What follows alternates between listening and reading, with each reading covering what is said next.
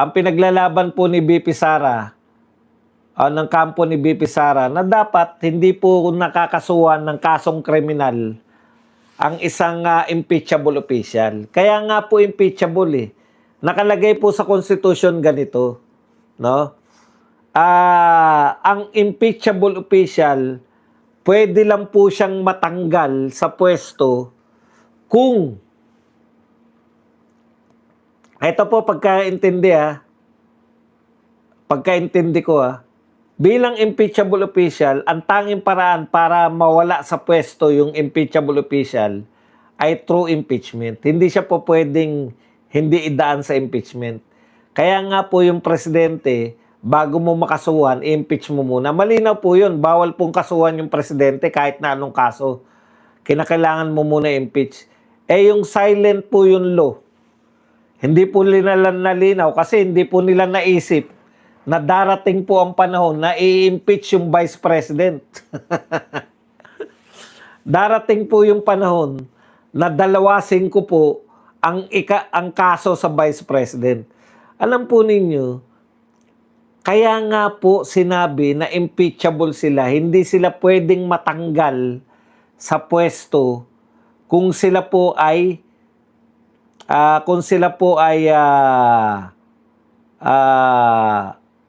hindi idadaan sa impeachment.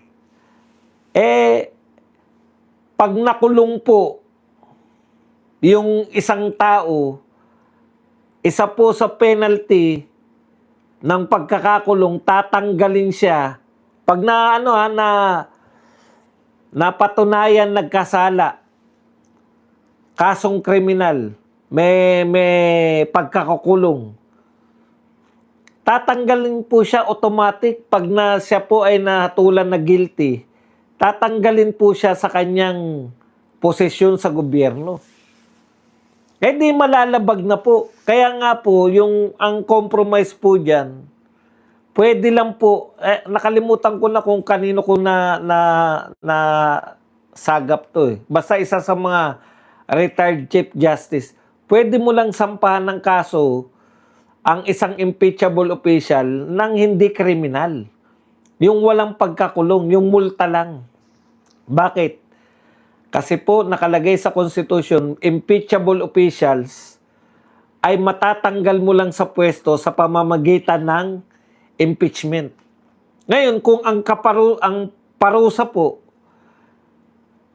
ng isang criminal case ay pagkakatanggal sa pwesto, kasi po pag kayo po ay guilty sa kasong kriminal, bukod po sa makukulong kayo, tatanggalin kayo sa pwesto.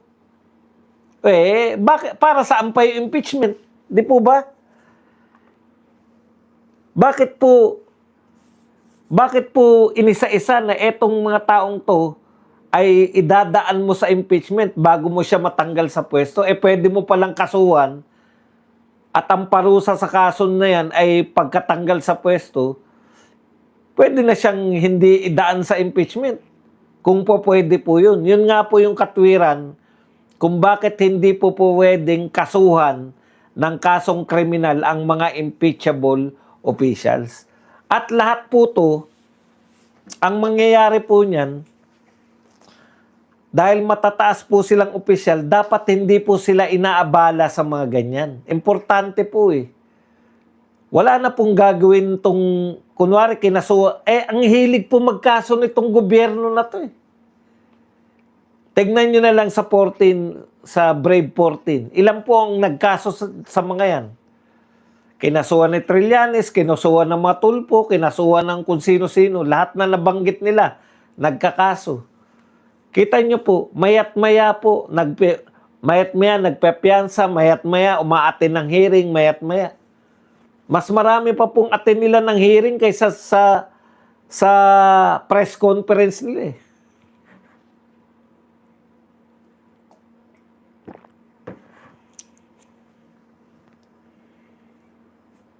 Halimbawa, kung po pwede pala yan, di pwede palang kasuhan ng kung sino-sino yung ombudsman. Di ba? Kasuhan yung mga Supreme Court Justices.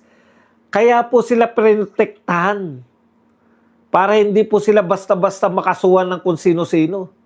Tignan nyo po, sa practice, siguro hindi pa naiisip yan, hindi pa po yan naiisip ng gumawa ng saligang batas. Ngayon lang naman po 2-5 kung magsampa ng kaso.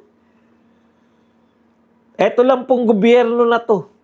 Pati mga vlogger na may nasabi lang na kaso dito, kaso dun.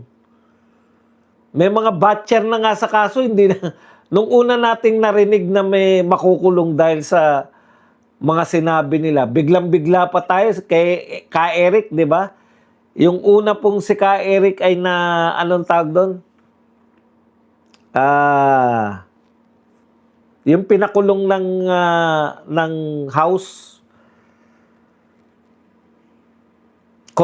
kinontempt. Di ba?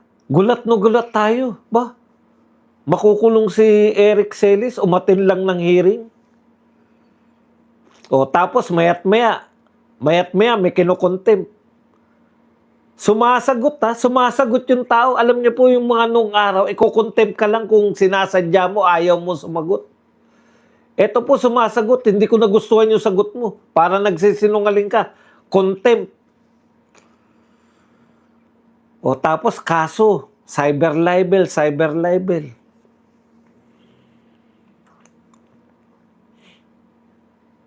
Napakarami. Pati si BP Sara, may kaso na sa impeachment, meron pang kaso, kadidismiss lang nung isa. May kaso na naman ngayon sa Quezon City.